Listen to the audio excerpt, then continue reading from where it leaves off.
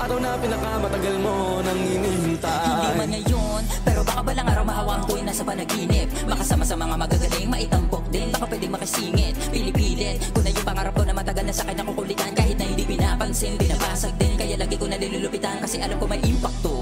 Pati sa pinapakita kong tarasa, di na balik kung hindi madawit ang pangarap. Di naman nawawala ng tsansa, dito dinala ng hilig ko. Kala ko pa nung una ay maling tagpo, napapre-freestyle lang no 13. Kaya ito na ngayon na naging takbo.